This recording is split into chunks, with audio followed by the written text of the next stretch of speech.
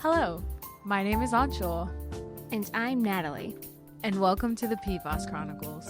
In recent years, public health advocates and scientists have raised awareness on the class of chemicals known as PFAS, or per and polyfluoroalkyl substances, also known as forever chemicals. In this 5-part series, we'll take our listeners on a deep dive into the history of PFAS. We will discuss what we currently know about them, how they harm our health, and what actions scientists are taking to remove them from the environment. We'll hear from key scientists in major institutions across the U.S. on all things PFAS related. We will also hear from advocates and community members to understand how we can both advocate for and protect public health. Stay tuned for more.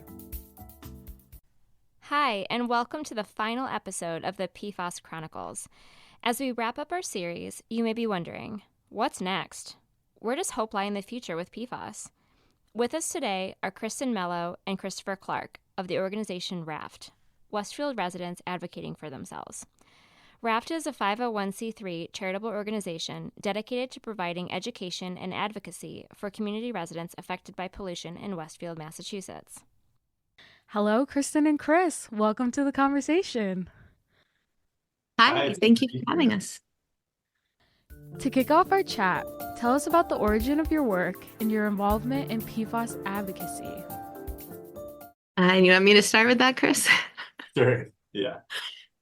Okay, so I am, my educational background is in analytical chemistry, and I was working as a stay-at-home auntie, helping my brother raise his kids when we found out that our water had PFAS in it in 2016. And because of my chemistry background, people started asking me questions. And I ended up looking into it and getting the data, right? Because I was an analytical chemist, so I wanted to know what was going on really. I got the data from Mass DEP, and when I found it, I went to our mayor and the city council, and they sort of Cindy Lou Who'd me. And the people who were still concerned, because we should be, ended up meeting in my living room one night. And in February of 2017, we founded WRAFT at that meeting and just decided we needed to do something about it. I guess to also add, I joined WRAFT about a year after its founding. I had joined a research lab that was studying the developmental toxicity of PFAS in zebrafish.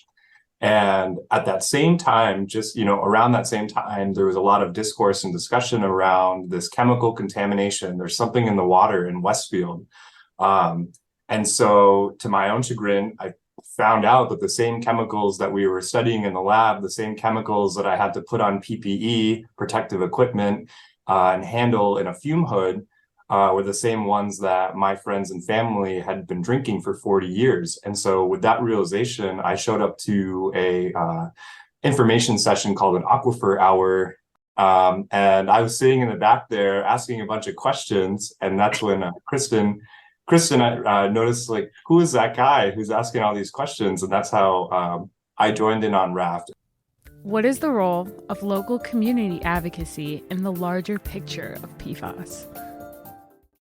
When you ask the question about what does it mean to be, to have environmental justice and community organizing, I think it's the first is to just being aware that there's actually an issue, because there's so much messaging in a sea of information. I think to the public that isn't like so tapped in and connected with science, biology, chemistry, toxicology, environmental science.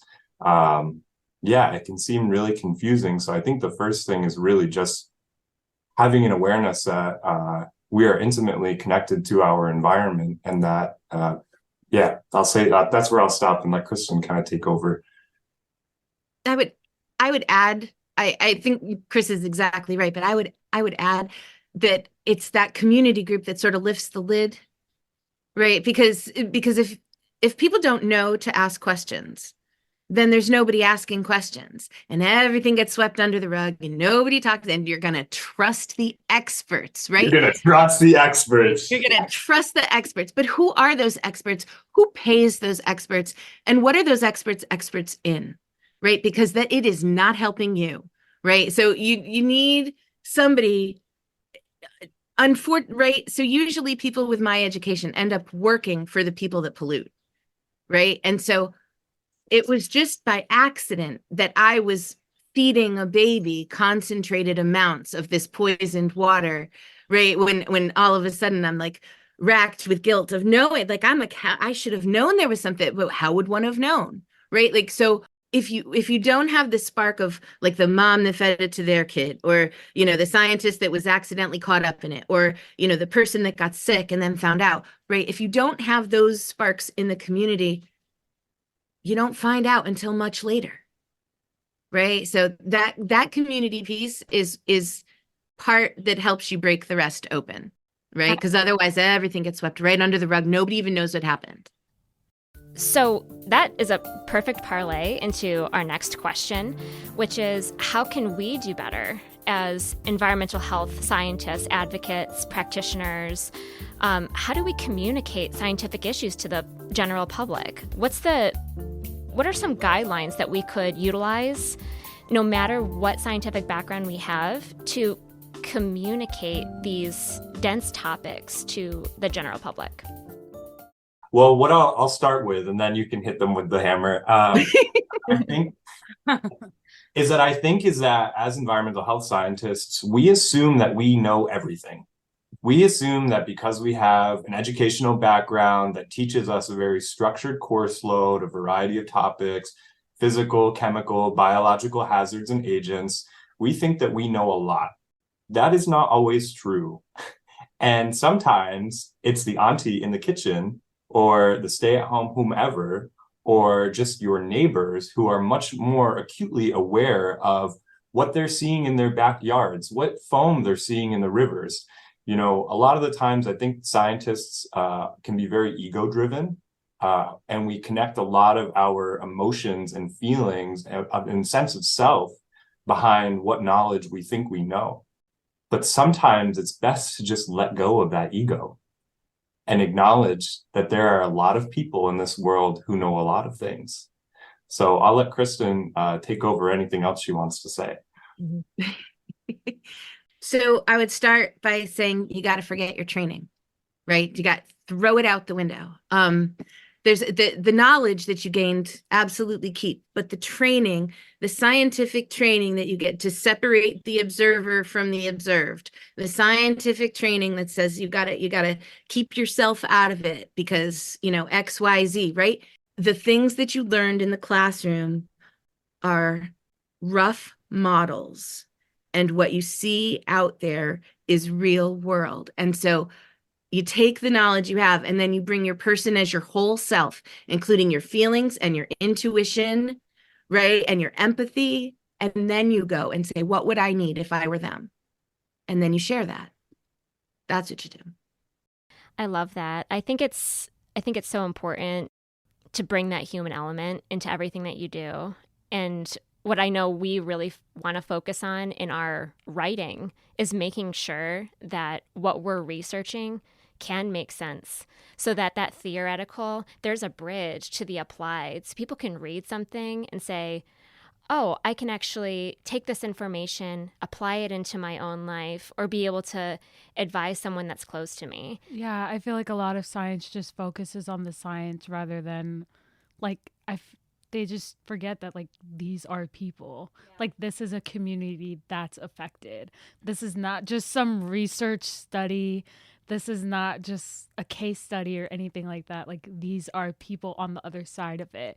And something that I've also noticed in academia and in science as well is researchers go into these communities with the idea of doing the research and doing the study, but then they leave the community afterwards.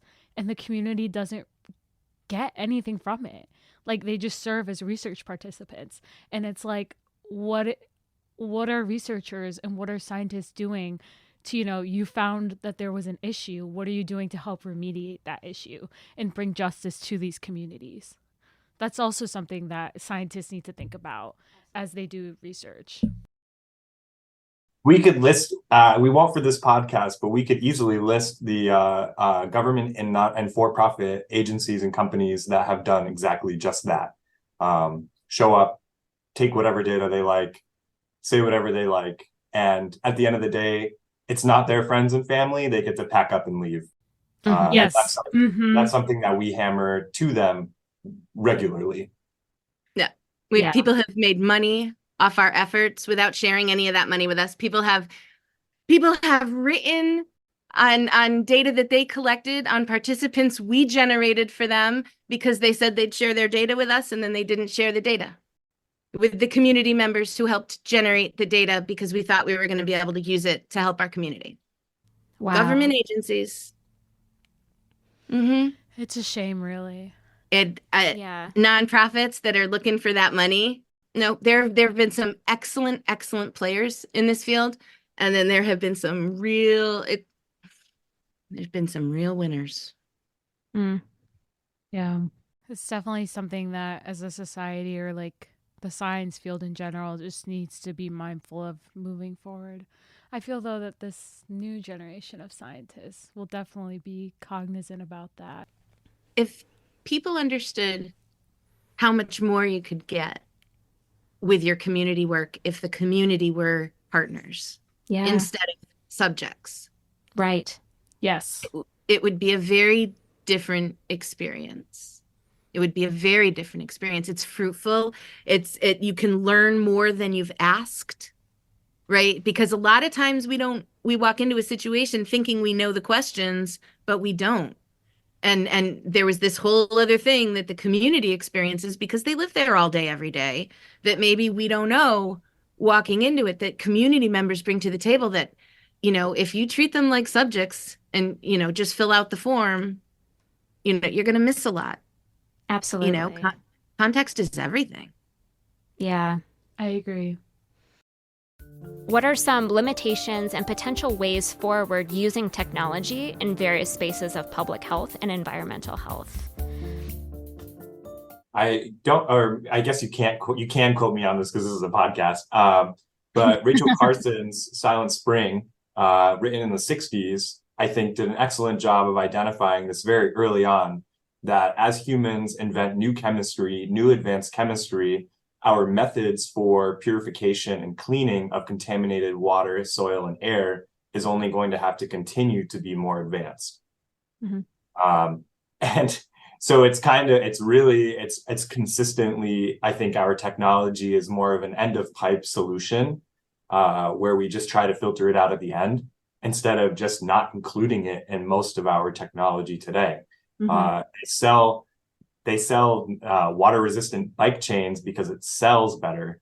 It sounds better to sell water-resistant bike chains. Can anyone tell me what the essential use of PFAS in a bike chain is? So that's just one example, I think, of kind of where technology really ends up shooting us in the foot. So in one way, communication technology will help amazingly, right? Because the thing that has been pushing us forward as fast as we have in my lifetime, in my opinion, is the adaptation of communications technology. The fact that we can know things, within 5 minutes across the globe and everybody know is amazing. So if we can start making the value of what has been long held information, right? I mean, people have always known not to pollute your drinking water. They've always known, animals know not to pollute the water they drink. Like, we need to use old knowledge, like ancient knowledge, with new tech ways, right? So, and I also happen to think that PFAS cleanup, it's really not going to be cleanup until we get to some kind of Star Trek-y place, where we're breaking these down molecularly and converting them into something else. And it gives me hope that the best minds on the planet are thinking about it. We need to think about using our tech for alternate ways while we still push the envelope of what's possible to break these down, right? Because destruction right now is impossible. They just burn this stuff and put it in the air, right? And falls to the ground. And then here we are again. And it's this endless loop. So we need to turn off the tap, right? Spread the word, and then figure out ways to safely hold until we do have that Star Trek future. sorry if I could just add, because at the end of the day, who is paying for that remediation technology? Who is paying for that technology to be implemented? Mm-hmm. It's you, me, and every other taxpayer in the United States. Mm-hmm. Yeah. It's wasting money. We should be thinking about how we can, pull it out of the cycle, pull it out of the cycle and store it until we can safely dispose. Don't just keep cycling. It's killing me. Absolutely, because that's adding in a whole other piece to this system that we've created, right? You have these exorbitant energy costs, and who's going to lose in that situation? That's an entirely new environmental justice issue, is dealing with energy and where we're going to acquire that over long periods of time at multiple sites. So you're injecting another problem into another part of the system. Yeah, it's all just a Band-Aid fix. Yeah. That's what it is. It's just slapping on a Band-Aid at the end of A the very day. expensive Band-Aid. Yes, indeed. The regulatory system does not keep pace with emerging science. How can we do better to ensure protections when the science is incomplete or uncertain? Every single thing you do is uncertain. Now, we don't sit around and calculate that. I mean, we could. And some people do, right? And get really anxious about those uncertain things. And they could list the whole thing even better than me, right? So people, animals, everything deals with uncertainty every day. And so for me, the best way to communicate both with officials and regulatory people and just regular family and friends is with analogies. I use analogies for everything. And, so it's uncertain when you go to the car. It's uncertain when you order a meal at a restaurant, right? Sometimes you go to your favorite restaurant, you order your favorite meal, and it's still not what you wanted, right? Because something's different. They didn't have this. They substituted that, right? The salad dressing is different this week. We all live with uncertainty. Mm-hmm. I would say too, as environmental health scientists, I think probably every intro to toxicology class talks about exposure times hazard equals risk. And I find that in the United States, it seems that the agenda of industry is to push this idea that, we should be a risk-based system. When actuality, we should be a hazard-based system. Does this cause cancer or not? Is this an endocrine disruptor or not? Regardless of exposure. Can anyone tell me what the actual concentration that causes cancer in an individual is? No, because every single person is uniquely endowed with a set of genes that could make them less or more susceptible to an exposure. And that might be me, that might be you, that might be the policymaker. Therefore, all people should be centered as the most susceptible person in a population. If current risk assessment is based on accepting that 1 in every millionth person is going to get cancer from this exposure, and with workers, I think it's 1 in every 10,000. To me, that's unacceptable, because that might be my grandma, that might be my friend, that might be me. Yeah. Right, and there are non-cancer endpoints that can be just as devastating.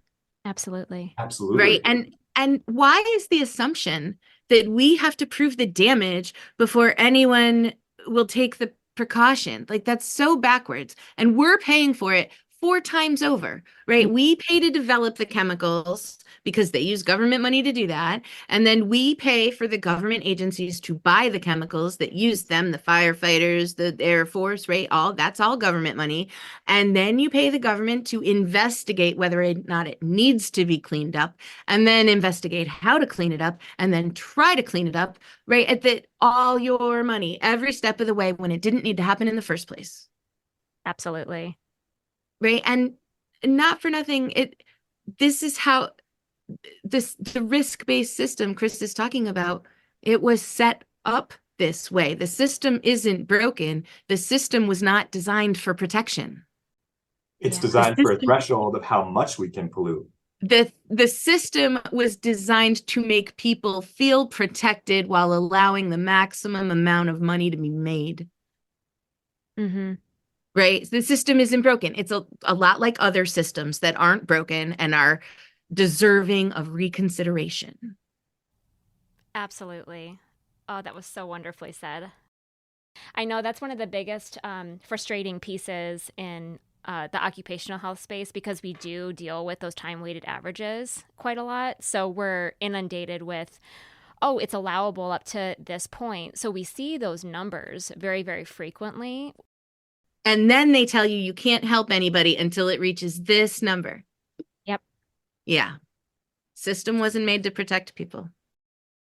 So you're preaching to the choir here. This is exactly the problem.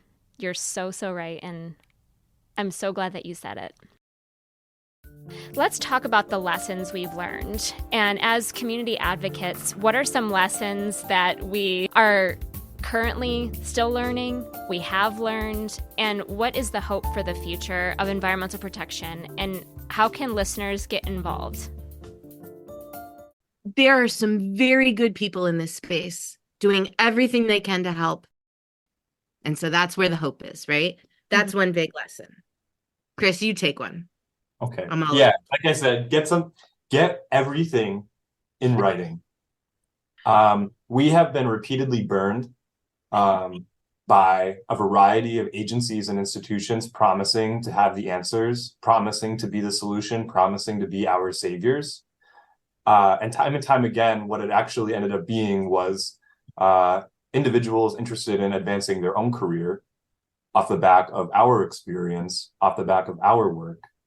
And so it's made us to be a little distrustful of people outside of our community. I think at the end of the day, really the only people we can really trust are our family members and our close friends. And that trust is really earned. You have to really show us. And we've actually had some great individuals who we've said, no thanks, bye. And then they come back with lessons learned. They come back with humility, understanding, and a willingness to meet us where we're at. Because at the end of the day, we were the exposed. We call the shots. Mm-hmm. Yeah. And you know what else? We learned that a lot of noise goes a long way when you make it at the right time to the right people. But we have found that by engaging and by pushing back when we're not treated with respect, and by demanding what we know is rightfully ours, and by constantly reminding people, not that they personally did something to us, but that the institution has made choices that have polluted our community for decades on end, like intergenerationally. Like I have found them to show us humanity, and in the ways that they can, in the ways that the system allows, good people are showing cooperation that is helping our community. And so we're doing our best to share that with other communities that are in the same place, but it hasn't been as bad as I thought it would be. And I would say too, another one that really kind of sparks thoughts in me too is we have some tremendous allies. We've found tons of allies. You know, although we're kind of up against a system, an idea, there are people all across the planet who know WRAFT, who know Kristin and I, who are willing to work with us. And there is tons of people across probably industry, government, and academia who are just waiting for a chance to be able to help somebody, whether it's PFAS contamination, whether it's pollution, whatever the environmental issue is. There are tons of people who actually would do anything to help us if they could. The challenge really becomes is like, how much are you willing to sacrifice? And like, will you have a job afterwards? And so I think the thing for me that I think about is that we are slowly building academic partnerships with universities and communities across the United States. We have an alliance of people across the globe. And that has helped us in tremendous ways because the amount of knowledge and experience that they have, that they're willing to apply to our situation is greater than any individual in our community group, that any information that an individual in our community group could provide. You were contaminated without consent. You have the right to clean air and water. There are very good people fighting for you. It is easy to join them. to support them, to share the information, to find them online. They're all over the country. There are groups of people that are working really hard to help everybody. And don't give up, right? The generation that was constantly digging their heels in and telling us we couldn't is no longer in charge.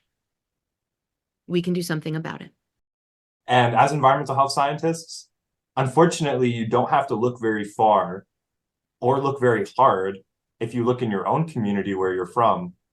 I think that is kind of why we fight so hard, because it's our friends, it's our family, it's our home. And so we'll probably put everything on the line to defend our community. Thank you so much to Kristin, Mello, and Chris Clark for joining us and for their contributions. And thank you for listening to the series. We hope it inspires you to get involved in your own communities. This podcast serves as a companion to the textbook Environmental Health: Foundations for Public Health.